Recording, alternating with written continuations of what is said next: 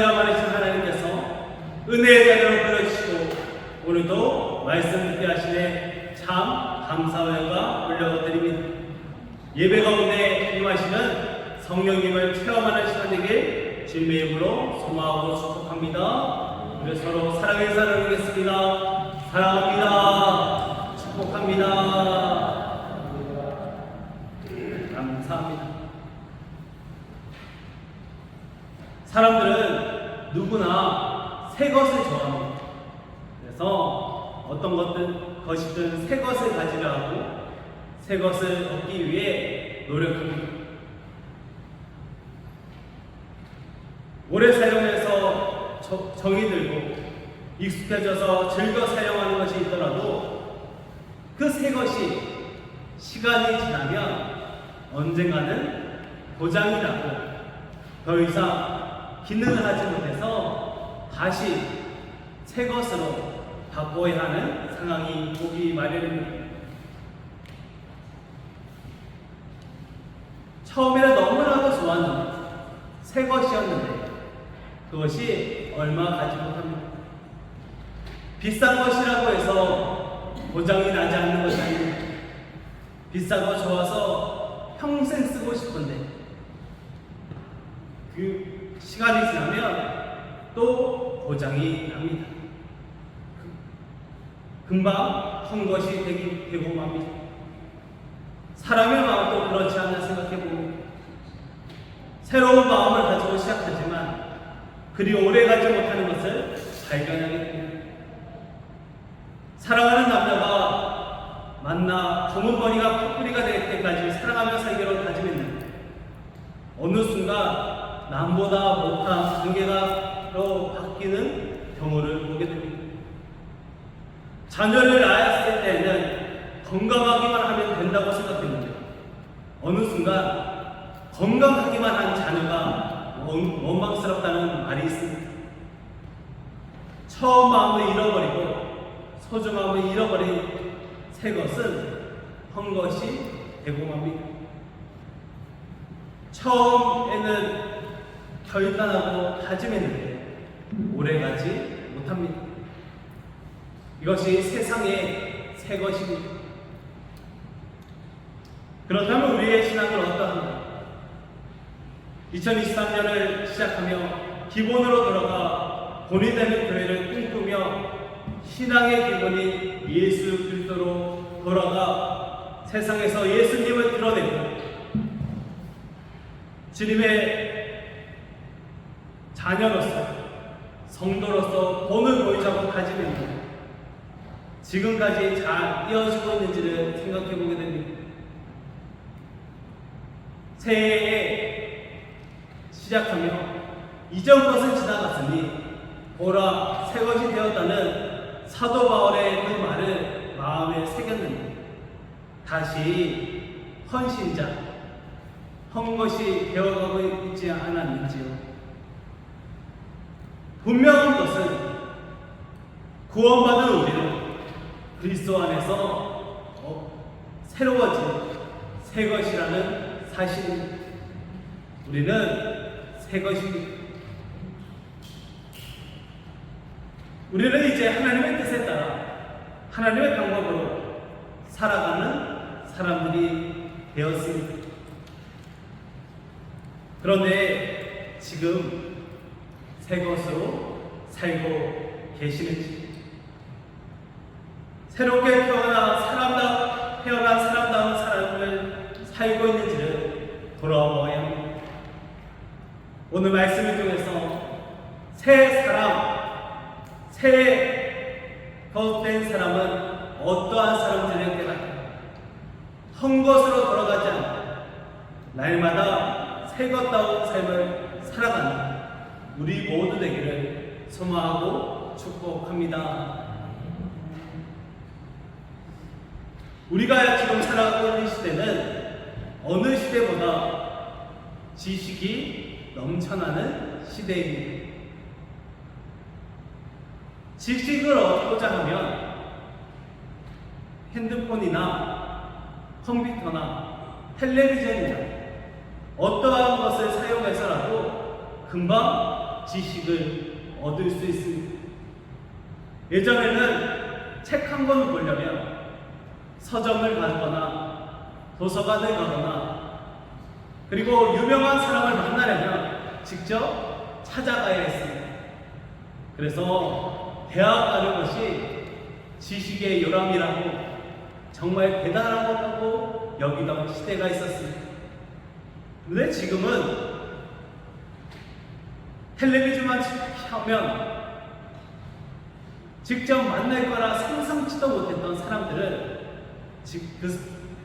만날 수 있고 그 사람의 강연을 들을 수 있습니다. 양질의 지식을 어렵지 않게 접할 수 있는 시대입니다. 그런데 지식이 넘쳐나는 이때 사람들을 향해 지혜롭다고 말하지는 않습니다. 지식과 지혜는 다른 영역이기 때문입니다.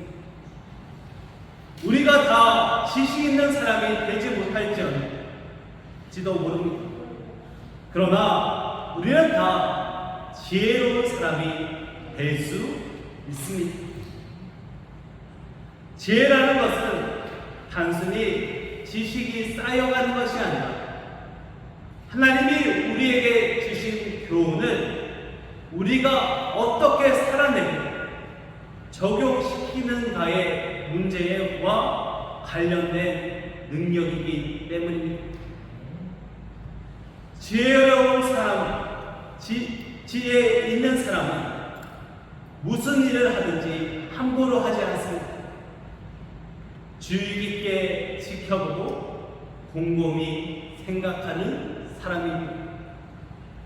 그래서 지혜심 많은 사람과 일할 때는 답답할 때가 또 있는데 지혜로운 사람과 일을 하면 마음이 편하고 의지하게 됩니다.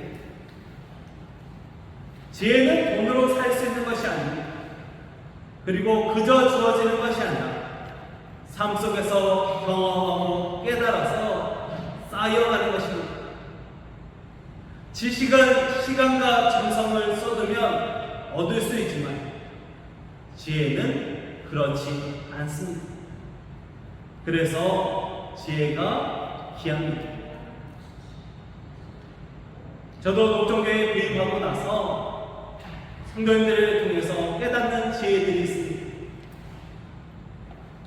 삶의 지혜, 오랜 세월 쌓여온 그 지혜에 놀랄 때가 있습니다.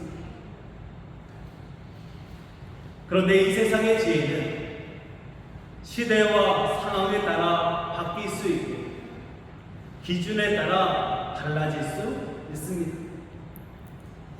누군가에게는 지혜였는데 누군가에게는 어리석은 일이 될 수 있습니다. 그래서 우리는 영원히 변하지 않는 하나님의 지혜를 구해야 합니다. 하나님의 지혜, 그 지혜는 세상에서 얻을 수 없습니다. 하나님의 지혜는 오직 성령님이 우리에게 주시는 것입니다. 성경이 말하는 하나님의 지혜는 하나님을 경외하며 하나님의 뜻대로 살아가는 것입니다. 우리는 주님이 우리의 구원자이시며 생명이시고 주인이시며 모든 것을 다스리는 분인 것을 인정하며 그분을 경외하며 살아야 합니다. 나 중심의 세상에서 하나님 중심의 세상으로 옮겨가는 것이 바로 지혜입니다. 사도 바울은 오늘 본문에서 지혜를 이렇게 말합니다. 세월을 아끼라 때가 악하니라.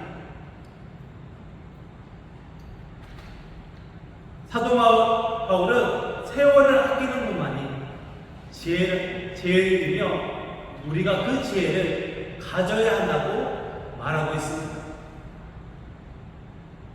세월을 아끼라는 말의 본래의 의미는 시간을 살아라는 의미입니다.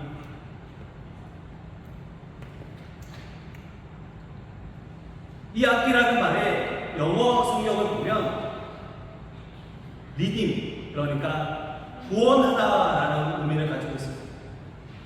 시간을 악한 세상에서 건져내고 구원시켜서 구속하여서 건져내라는 의미입니다. 하나님이 우리에게 주신 시간을 함부로 사용해서 헛되게 하지 말고 생명을 구원하는 것 같이 시간을 구원하여서 하나님의 영광을 위해 사용하는 것이 지혜입니다. 우리가 이렇게 살아야 하는 이유는 분명합니다. 때가 악하기 때문입니다. 우리는 그 어느 시대보다 악한 시대를 살아가고 있습니다. 이 시대 가운데 우리가 흔들리지 않고 그 악에 쫓겨가지 않기 위해서 우리는 지혜를 가져야 합니다. 악하고 악한 세상 속에서 심판의 길을 가지 않고 생명으로 가기 위해서는 우리는 시간을 아끼며 지혜를 가져야 합니다. 똑같은 24시간입니다. 모든 사람이 동의합니다. 그러나 우리는 성령님과 함께 하나님의 시간으로 하루를 보낼 수 있어야 합니다. 하나님을 인정하고 하나님의 뜻을 인정하는 지혜로 세월을 아끼시기 바랍니다. 성령의 사람들은 시간을 함부로 사용하지 않습니다. 하나님이 경외하기에 하나님이 주신 시간이 귀하게 여겨지기 때문입니다. 하루의 시작부터 달라집니다. 예배로 시작하고 기도로 하루를 시작합니다. 어떠한 시간도 허투루 보낼 수 없습니다. 그것이 지혜입니다. 성령님이 우리에게 주신 지혜로 세월을 아끼며 날마다의 삶을 하나님의 시간으로 채워가는 성령의 사람 되시기를 소망하고 축복합니다. 사도 바울은 성령의 사람들에게 주의 뜻이 무엇인지를 깨닫는 지혜로운 사람이 되라고 권면합니다. 17절 말씀을 제가 분석합니다. 그러므로 어리석은 자가 되지 말고 오직 주의 뜻이 무엇인가 이해하라. 세월을 아끼며 살기 위해서는 주의 뜻이 무엇인지를 분별하고 구별할 수 있어야 합니다. 주님의 뜻이 아닌 것을 위해 평생을 수고하여 사는 것은 헛된 시간으로 내 인생을 채우는 것입니다. 그래서 세상에서는 성공했다고 말하고 모든 것을 이루었다고 말하는 사람입니다.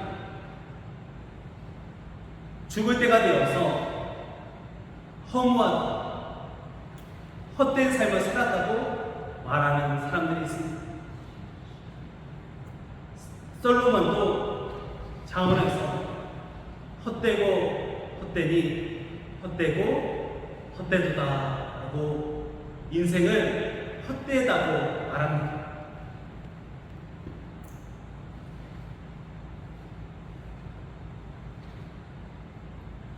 헛된 것으로 내 삶을 채우지 않으면 우리는 세월을 아끼고 주의 뜻을 따를 수 있어야 합니다. 이 일을 위해 이 땅에 오신 분이 바로 성령님입니다. 하나님의 뜻은 한 번 따르고 끝나는 것이 아닙니다. 어쩌다 한 번씩 필요할 때마다 하나님의 뜻을 따르고 끝나는 것이 아닙니다. 평생을 따라가야 하는 것입니다. 우리는 성령님을 의지해야 합니다. 내 삶 속에서 하나님의 것이 아닌 것이 있다면 단번에 끊어낼 수 있어야 합니다. 저희 텃밭에 토마토를 키우고 있습니다. 저희 아이와 함께 키워보려고 하는데 토마토는 장가지를 자르지 않으면 제대로 된 열매를 얻을 수 없습니다. 그런데 성령들이 목사님 장가지 꼭 자르셔야 해요 하는데 제가 봤을 땐 뭐가 장가지인지 잘 모르겠습니다. 그래서 아무거나 막 잘라냅니다. 그러다 보면 자칫 진짜 가지, 정말 키워야 하는 가지까지도 자랄 수 있습니다. 그래서 조심스럽게 고민하다가 결국 지금 장가지도 같이 잘 자라고 있습니다. 진짜와 가짜를 구별할 수 있는 지혜가 있어야 한다는 것입니다. 내 삶 속에서 하나님이 아닌 것이 있다면 단번에 끊어낼 지혜가 있어야 합니다. 무엇이 하나님의 뜻이고 무엇이 사람의 생각인지를 알려주시는 분이 바로 성령님이고 성령님은 하나님을 가장 우선시하는 삶을 살게 해 줍니다. 내 삶 속에서 무엇이 먼저이고 무엇이 나중인지를 알게 해주시는 분이 바로 성령 하나님이십니다. 그러므로 우리의 삶에서도 우리 우선순위를 제대로 하고 주의 뜻을 따라 살아갈 수 있어야 합니다. 우리의 삶 속에서 가장 중요한 것이 무엇입니까? 무엇이 먼저여야 합니다. 바로 하나님을 사랑하고 기도하는 것입니다. 우리의 삶 속에서 하나님을 사랑하는 것보다 먼저인 것은 없습니다. 그러므로 우리는 하나님을 사랑하는 마음으로 기도해야 합니다. 그래서 위대한 종교개혁가 마틴 루터는 이렇게 말합니다. 나는 너무 바쁩니다. 나는 너무 바빠서 시간이 없습니다. 그래서 나는 더욱 기도해야 합니다. 이것이 주의 뜻을 따르는 사람의 삶입니다. 그러므로 주의 뜻을 따르는 사람은 성령을 따라 살아야 합니다. 성령님이 주의 뜻이 무엇인지를 알게 해주기 때문입니다. 그런데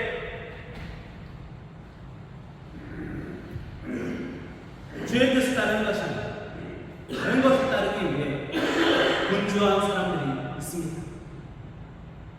성령의 사람들은 그 사람의 삶을 주도권을 성령님이 쥐고 있습니다. 그래서 성령님이 인도하는 대로, 성령님이 가라는 대로 행하기에 바쁩니다. 그런데 자신의 삶의 주도권을 방탕한 세상의 것에 주려는 사람들이 있습니다. 대표적으로 술 취하는 사람들입니다. 술 취했다는 것은 술의 영향력 아래에 있다는 뜻이고 술의 지배를 받기 시작했다는 뜻입니다. 하나님의 주신 지혜와 이성을 사용하지 않고 술에 이끌려 방탕하게 살아가는 것이 바로 술 취함입니다. 결국 술에 취하는 것은 자신의 스스로를 통제하지 못하고 술에게 내 영혼을 맡기는 것입니다. 술에 해롱해롱한 사람들을 많이 보셨을 것입니다. 그리고 나서 사고를 치고 문제를 일으키고 사람들과의 관계를 다 끊어놓고 나중에 왜 그러냐고 물어보면 술 취해서 기억나지 않는다고 말합니다. 자신의 뜻이 아니라 술에게 끌려가는 것입니다. 그러한 자들에게 사도 바울은 술 취하지 말고 성령의 충만함을 받으라고 권면하고 있습니다. 성령을 취하면 성령의 능력으로 담대히 강하고 성령의 인도하심으로 따라 살게 됩니다. 지구촌교회를 담임하셨던 이동원 목사님은 이렇게 풍성하라는 책에서 성령 충만을 받으라는 부분에 대해 이렇게 말하고 있습니다. 오직 성령 충만함을 받으라라는 부분을 하나하나 해석하고 있는데, 첫째, 이 부분은 성령 충만함 받으라라고 명령문으로 쓰여져 있습니다. 성령 충만은 받아도 되고 받지 않아도 되는 것이 아니라 반드시 받아야 하는 것입니다. 하나님의 명령입니다. 우리가 죄라고 하는 것은 하나님의 명령을 지키지 않는 것입니다. 그렇다면 성령 충만하지 않는 것도 죄라는 것입니다. 그러므로 우리는 죄 짓지 않기 위해 성령 충만을 받아야 합니다. 그리고 이 명령은 한 번 하고 끝나는 것이 아니라 짧은 것이 아니라 지속적인 명령입니다. 성령 충만은 지속적이고 계속적인 명령입니다. 우리는 계속해서 성령 충만을 사모하고 성령 충만을 위해 우리 자신을 내어 드려야 합니다. 또한 셋째, 성령 충만은 모든 그리스도인들을 향한 명령입니다. 우리의 말씀에는 오직 성령으로 충만함을 받으라라고 되어 있지만 원문 성경에 보면, 그리고 영어 성경에 보면 빠져있는 부분이 있습니다. 바로 너희는입니다. 원문 성경에는 오직 너희는 성령 충만을 받으라라고 되어 있습니다. 개인이 아니라 단체를 향한 말씀입니다. 너희는 그리스도인 전부를 의미합니다. 모든 사람이 성령 충만함을 받아야 합니다.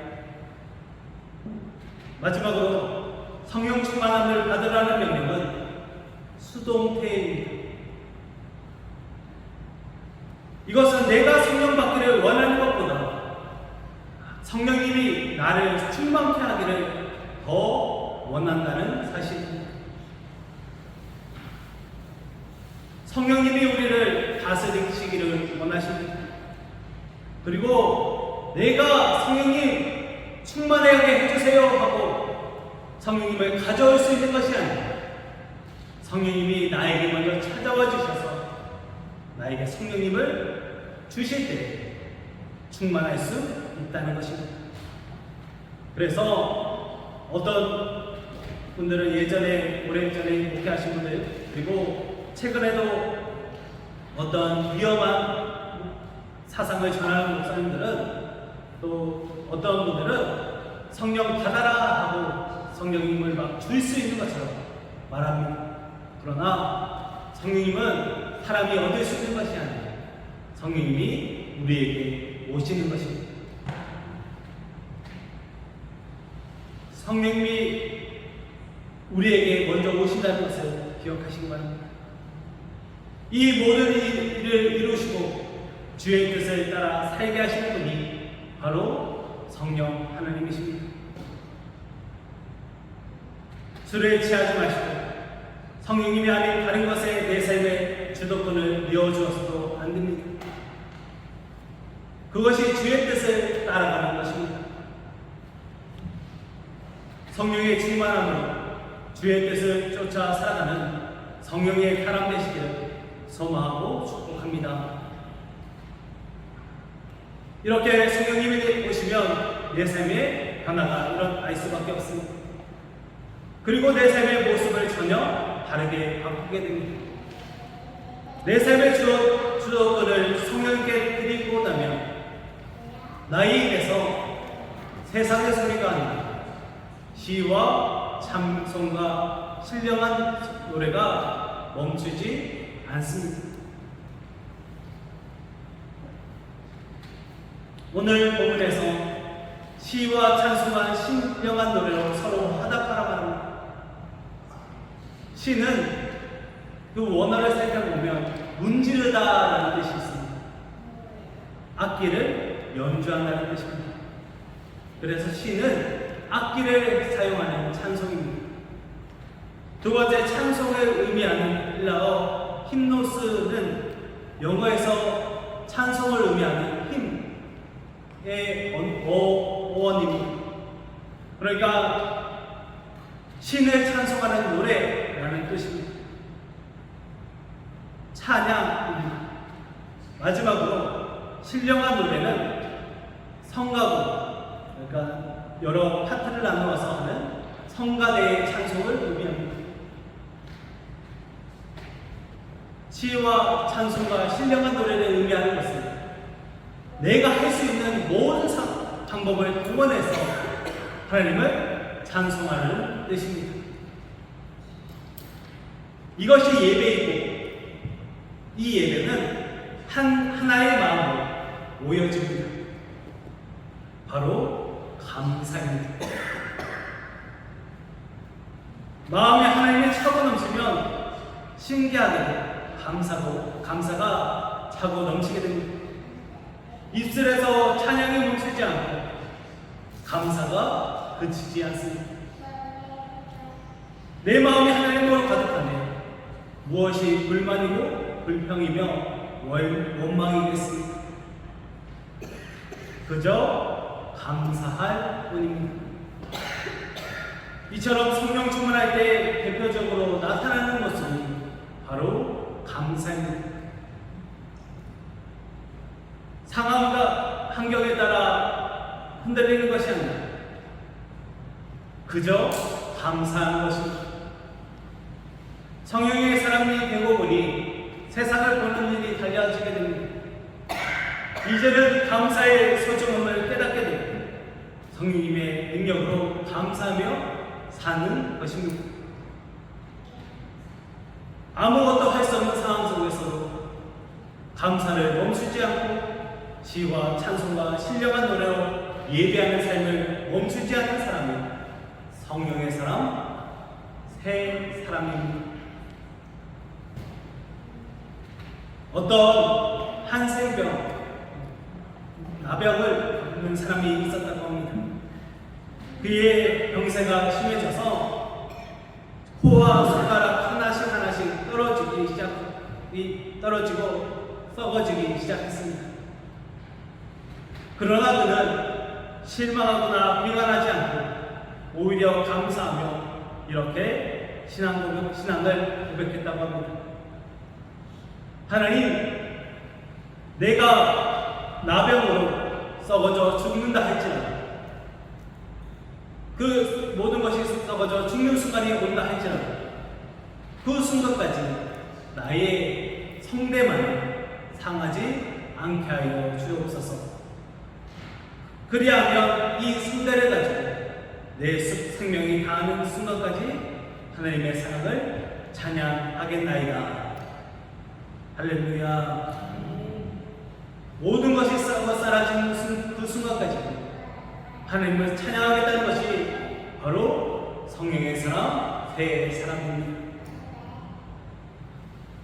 성령으로 새로워진 우리가 할렐루야 하나님께 찬양하며 우리의 감사를 표현하는 것입니다. 성령의 충만을 받고 보니 이제는 감사할 것만 눈에 보인다는 것입니다. 상황과 환경이 달라지지 않았지만 우리가 할 일은 바로 감사입니다. 시와 찬송과 신령한 노래를 멈추지 마시고 감사를 고백하는 성령의 사람 되시기를 소망하고 축복합니다.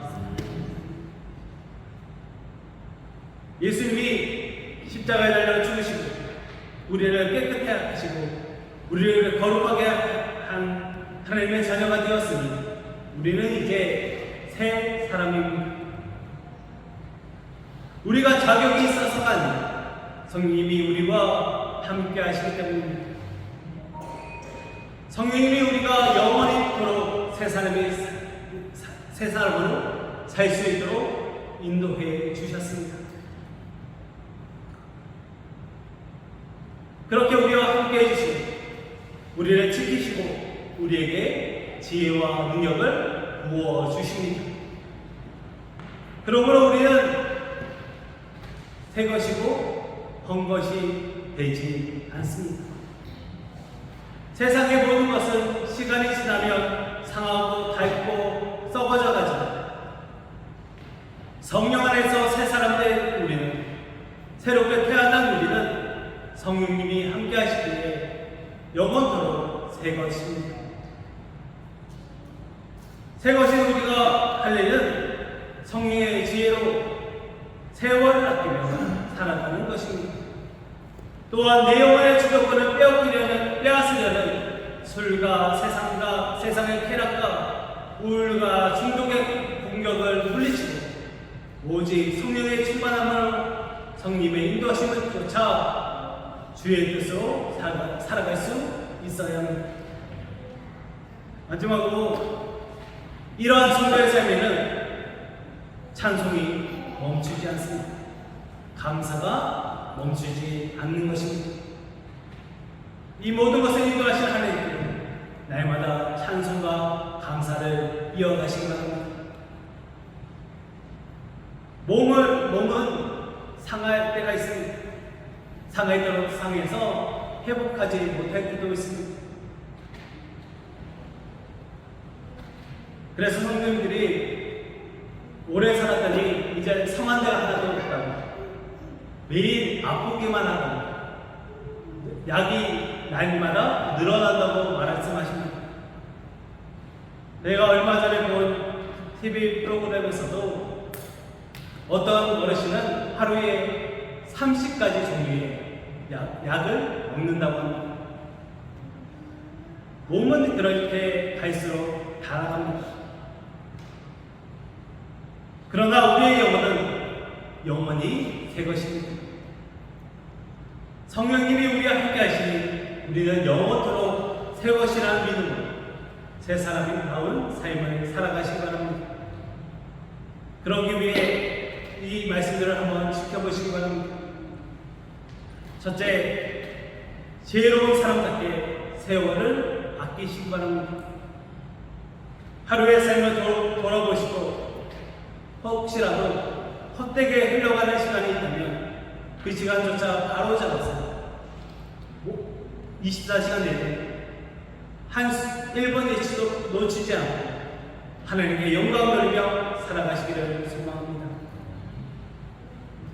또한 새 사람답게 살기 위해 성령 충만함을 받아야 합니다. 그래야 헛것되지 않습니다. 우리 오늘은 성령의 충만함을 구하는 기도로 하루하루를 채워가는 연습을 해가기 기대합니다. 돌아가셔서 하나님 성령 충만하게 해주세요. 하나님 성령 충만함으로 하루하루가 가득하게 해주세요 라고 기도해 보시면 또 축도 마치고 나면 잠시 기도하실 텐데 그때도 성령의 충만함을 구하시기 바랍니다. 성령의 충만함으로 지혜로운 삶을 살아갈 수 있어야 합니다. 마지막으로 결국 감사입니다. 제가 몇 주 감사주일 이후로 주무시기 전에 하루 3가지 감사 제목 꼭 적어보세요 라고 고민했습니다. 주무시기 전에 세 가지 감사 제목을 정해보시라고 말씀드렸는데 잘 하고 계시지요? 아닌가요? 우리가 날마다 하루 세 가지 감사 제목을 적어보는 것을 해보고 있는데 그것을 세 가지로 정하지 마시고 좀 늘려보시기 바랍니다. 우리가 하나님을 찬양하고 감사할 때 우리의 감사의 깊이가 달라질 수 있습니다. 그동안 배운 세 가지 감사 제목 적어오셨을 텐데 그것을 한번 살펴보시고 그것을 다시 늘려보시고 살펴보셔서 하나님께 감사가 날마다 늘어나시기를 소망하고 축복합니다. 성도는 새 사람 된 성도는 다시 헛것이 되지 않습니다. 우리는 영원토록 새것. 젊은 사람들은 요새 신상이라는 표현을 쓰던데 우리는 영원토록 신상인 줄 믿습니다. 얼마나 아름답고 귀한지 모릅니다. 성도님들 모두 하나님 보시기에 아주 귀합니다. 그러니 새 사람답게 성령 충만으로 살아가시기 바랍니다. 오늘 말씀을 한마디로 줄이면 성령 충만입니다. 날마다 성령 충만함으로 지혜롭고 겸손하고 감사하며 살아가십니다. 그래서 성령 충만한 새 사람으로 영원적으로 새 것으로 살아가시길 주님의 이름으로 소망하고 축복합니다. 기도하겠습니다.